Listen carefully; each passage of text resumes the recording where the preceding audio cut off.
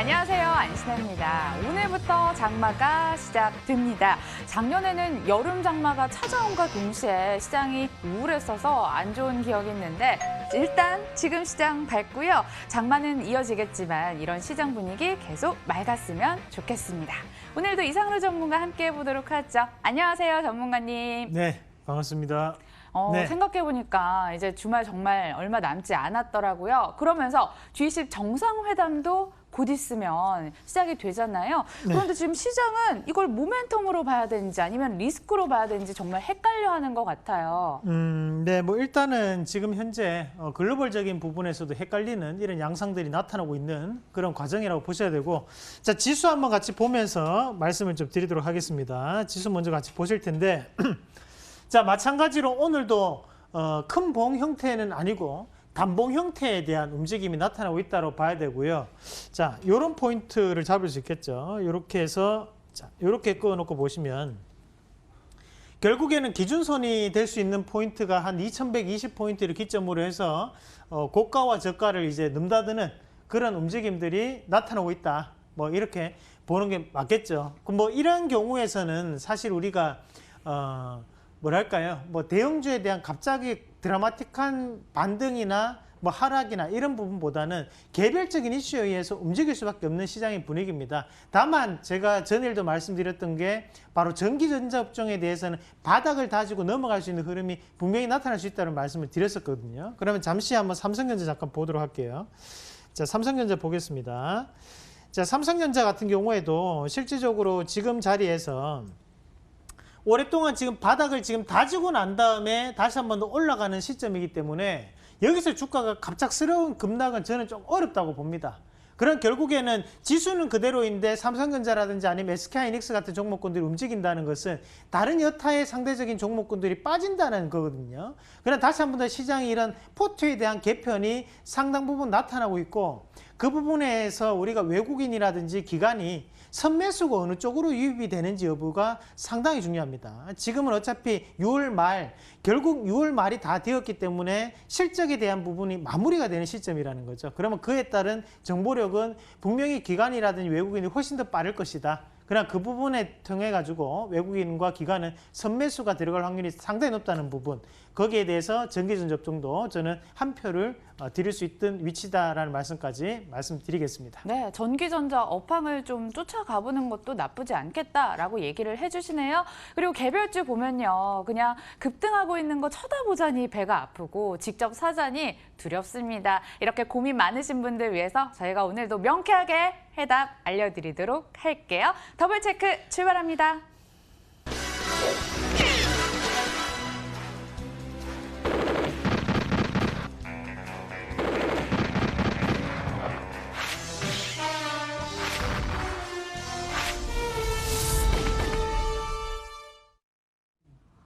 방송 추천 나온 종목들 매수 전이라면 더블 체크 받고 사시는 습관 기르시는 거 좋을 것 같습니다. 전일장 추천주부터 다 같이 만나볼게요. 보면요, 네. 카카오 있고요. 6월 들어서 좀 추세적으로 상승하고 있는 서부 T&D라든지 이 밖에 오픈베이스 기아차 보이네요. 자, 오늘은 기아차 한번 같이 보시죠. 네, 기아차 정말 좋은 소식이 들려왔던데 네. 17년 만에 내수 판매 역대 최고였다고 하고요. 해외 시장에서도 고속 성장하고 있고 뭐 진짜 모멘텀까지 팡팡합니다. 네. 뭐 판매가 역대 최고치를 지금 1월부터 5월 시점에 대한 판매가 이제 역대 최고치를 돌파했다는 거고, 그리고 여기서 이제 우리가 조금 보셔야 되는 것이 이제 개별 소비세에 대한 얘기가 많이 나옵니다. 그러면 전일 같은 경우에는 또 수소차에 대해서 개별 소비세를 뭐 없애겠다라는 부분 자체를 홍남기 경제부총리가 연장하겠다. 연장하겠다. 예. 뭐 그런 얘기를 했었죠. 아니죠. 그거는 이제 수소차에 대해서는 0으로 만드는 것을 검토하겠다는 얘기가 나왔었습니다. 결국 개별 소비세가 원래 6월 말까지였는데 이게 이제 12월 달로 넘어갔거든요. 근데 개별 소비세가 얼마인지 아십니까? 어느 정도 될까요? 얼마 정도 될까요? 제가 차가 없어가지고. 네, 3.5%거든요. 그럼 결국에는 이런 개별 소비세에 대한 영향으로 수소차가 반등 나오거나 이런 자동차 업종이 반등 나온다는 것은 어렵다라고 먼저 보셔야 돼요. 그러면 결국 이거는 그냥 갖다 붙이기용이라고 보셔야 되고, 그러면 이런 기아차 업종, 이런 자동차 업종의 중요한 것은 내수 판매에 대한 부분도 물론 있겠지만 판매량에 따른 우리가 바로 그 뭐랄까요? 환율에 대한 변화라는 거거든요. 그러면 실질적으로 우리가 기아차라든지 현대차 이런 자동차 업종에서 환율이 10원 변할 때마다 매출이 4천억이 왔다 갔다 합니다. 말 그대로 환율이 10원 올라가게 되면 4천억이 더욱더 증가를 하게 되는 거고, 오히려 워낙 강세 기조로 10원 내려가게 되면 그에 따라 가지고 다시 한 번 더 매출이 감소하는 역할을 한다는 거죠. 그리고 거기에 따라 가지고 영업이익 같은 경우에도 우리가 5%가 등락한다고 얘기를 하거든요. 그 말인 즉슨, 자, 기아차가 지금 4월 달부터 6월 달까지 환율이 어땠어요? 우리나라 시장이 상당 부분 올라왔다는 거죠. 원래는 1,100원대 밑에였는데 지금 1,200원대까지도 한번 올라가는 양상이 나타났었기 때문에 2분기 실적은 상당 부분 긍정적으로 발표가 될 수 있다. 자, 다만 문제는 만약에 미국이 7월 달에 금리 인하를 해버린다면 다시 한 번 더 우리나라의 원하는 강세 기조가 되는 거고 달러는 약세 기조가 되는 겁니다. 그러면 환율적인 측면에서에 대한 베네핏이 그만큼 떨어진다고 봐야 돼요. 그러면 이런 거에 대한 주가는 결국 실적에 대한 기대감으로 반등 넣을 수 있겠지만 거기에 따라서 고가권역은 상당 부분 돌파하기는 힘들 것이다 라는 부분으로 업황을 먼저 생각하시면서 차트를 한번 같이 보도록 할게요. 자, 기아차 보도록 하겠습니다. 기아차에 대한 주가가 현재 이제 움직이고 있는데, 자, 월봉을 보시면 2008년도, 2009년도부터 시작해서 이때 오를 때 환율에 대한 분위기로 올랐다는 거죠. 그러고 난 다음에 주가는 빠졌고, 그러면 여기에서는 거의 바닥권역이 지금 다져졌다고 봐야 됩니다. 그러면 저희가 항상 말씀드리는 게 뭐였습니까? 바닥에서 움직일 때, 자, 이런 식으로 움직이다가 한 번에 큰 휩소를 주고 거래가 터져버리죠. 그러면 이 밑에서 잡는 거래량은 의미가 있는 거래량이라는 거죠. 결국에 누군가는 팔았지만 누군가는 사고 들어오는 거거든요. 그래서 세력들에 대한 매매가 들어왔고 주가가 여기까지 올라왔다는 거예요. 그러면 지금 이 자리 32,000원을 기준으로 지금 45,000원까지 올라왔기 때문에 결국 약 지금 보면 30% 이상 올라왔죠. 그러면 고가권역에서 거래량 터졌던 이 가격대는 결국 이익 실현에 대한 물량도 섞여 있다고 봐야 되거든요. 그러면 지금 요 자리, 요런 자리는 제가 판단했을 때는 상당 부분 저항 구간이 될 수 있습니다. 그 자리가 가격적인 측면 한 44,200, 44,500원 정도. 그러니까 이 자리를 돌파하는 것을 확인을 하셔야 되고요. 오히려 저희가 판단할 때는 주가가 빠진다면 다시 한 번 더 38,000원대까지도 충분히 내려올 수 있는 가격대거든요. 그래서 저는 지금 자리에서는 조금 위험하다. 가격적인 메리트를 좀 더 생각하시면서 관망에 대한 시선을 말씀드리도록 하겠습니다. 기아차 일단 관망의 시선으로 바라보시라라고 얘기를 해주셨는데, 그렇다면요. 네. 펠리세이드가 구원투수로 나서고 있는 이 형님, 현대차는 어떻게 보십니까? 자, 일단은 펠리세이드든 아니면 펠리세이드 아버지가 오더라도 실질적으로 우리가 주가에 대한 환율을 이겨내길 수는 없습니다. 사실 예. 아무리 판매가 잘 되더라도 문제는 글로벌적인 부분에서는 경쟁 상대 자체가 바로 글로벌 차들과 경쟁을 해야 되는 거거든요. 그런 부분에서 봤을 때 현대차에 대한 주가 같은 경우에도 여기서 이제 반등이 나오더라도 또다시 이런 고가권역 자체는 뭐랄까요? 지금 이 자리가 앞에서 첩첩산중이거든요. 정말 올라가기가 상당히 힘든 자리라는 거죠. 차라리 미국이 만약에 7월 달에 금리 인하를 하지 않는다면 그때는 추가적인 반등이 가능하다. 이렇게 생각을 하시는 게 훨씬 더 타당성이 있지 않나라는 말씀까지 드리도록 하겠습니다. 네, 금리 환율 변화까지 좀 민감하게 살펴보시고 접근하실 필요가 있어 보입니다. 자, 이어서는 오전장 추천주도 다 같이 만나볼게요. 보시면 현대위아, 이수페타시스, 에스퓨얼셀, 동성화인텍이 추천이 됐더라고요. 네, 이수페타시스 어제도 했었는데 우리 한번 같이 보시죠. 네. 이수페타시스요. 키움증권에서는 5G의 마지막 퍼즐이라고까지 거창한 표현을 내렸습니다. 왜 5G 급등할 때 그렇게 안 가더니 요즘 네. 뒤늦게 상승해서 그래서 마지막 퍼즐이라는 표현을 쓴 것 같은데요. 이런 표현 받기 합당한 종목 맞습니까? 네, 그렇죠. 사실 왜 안 올랐느냐, 가장 중요합니다. 그러면 결국에는 시장은 상당히 비성적으로 움직이는 것 같지만 그 안에서도 항상 이성적인 판단을 하면서 가는 거거든요. 그러면 지금 이수페타시스가 안 움직인 결정적인 이유는 1분기 실적이 적자였다는 거죠. 그러면 우리가 5G에 대한 정식 서비스 개통됐음에도 불구하고 적자였다는 것은 결국 이 이수페타시스의 납품이 많이 들어가지 않았다는 결론을 시장은 내버린다는 거예요. 그렇지 2분기에 다시 한 번 더 돌아서고 있는 양상인데 우리가 이제 5G 네트워크 장비용 PCB를 MLB라고 합니다. 그거 핵심 부품 맞아요? 네, 맞습니다. 결국 그게 기판이 있어야 될 거 아니에요. 제가 어제 PCB는 기판이라고 했잖아요. 기판이 없으면 5G 통신 장비를 만들 수가 없겠죠, 기본적으로. 자, 그러면 이 이수페타시스 같은 경우에도 밑에 뭐 좋은 얘기들이 있지만 차트를 잠깐 보면서 말씀을 좀 드리도록 할게요. 아니 이게 네. 7거래일 연속 랠리 달리더라고요. 랠리 피로감 호소하지 않을까 걱정도 되는데 지금도 네. 2%떠 있습니다. 네, 뭐 일단 이수페타시스 같은 경우에 우리 이 새빨간 투자 시간을 통해서도 한번 여기서도 소개를 시켜드렸던 기업이에요. 그러고 난 다음에 이게 손절가 이탈시키고 난 다음에 빠지고 다시 지금 올라오는 상황인데 제가 이거 한 개는 꼭 말씀을 드리고 싶어요. 제가 실패할 때는 세력도 실패하는 겁니다. 자, 그 정도로 여기서는 반드시 올려야 되는 시점이었고 그렇게 만들어줬었어야 되는 거지만 여기서 이제 개인 투자자가 많이 붙는다거나 아니면 방송에 많이 노출이 된다거나 여러 가지 사유들이 발생하면 세력들도 실패를 할 수 있습니다.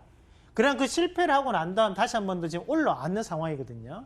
그럼 오늘 보면 뭐가 나왔냐면 오늘 뉴스를 잠깐 한번 같이 볼게요. 자, 우리가 이수페타시스 잠깐 볼게요, 뉴스를. 이수페타시스. 그럼 오늘 아침부터 여기서 계속적으로 나오는 것이 키움증권이라든지 아니면 뭐 한라인에서 지금 계속적으로 뭐가 나옵니까? 뉴스가 나오죠. 네, 리포트도 이 기업 나오고요. 좋아요, 정말 좋아요, 정말 지금 사봐야 되는 기업이에요라고 홍보해주는 홍보 자료라고 보시면 돼요. 자, 그러면 제가 판단했을 때 이런 자료들이 오늘 터졌다는 것은 그만큼 이런 주가를 움직이는 이 입장에서도 상당히 뭐랄까요, 어떻게 해서든 좀 올려야 된다는 생각을 지금 하고 있다는 거거든요. 다만 요게 앞서 우리 안신앵커 얘기했던 것처럼 7거래일 연속으로 상승했기 때문에 분명히 조정은 들어옵니다. 조정 이후에 가격적인 부분으로 접근할 필요가 있는 거예요. 요게 대신 제가 판단했을 때는 한 달을 놓고 봤을 때는 지금 주가는 저렴한 주가가 될 것이다. 저는 그렇게 판단해요. 두 번 실패를 하지 않거든요, 얘네들은. 아, 실패했다고 그냥 나가는 게 아닌가 봐요. 실패하면 큰일 나죠. 큰일 납니다. 그럼 학교 가야 돼요.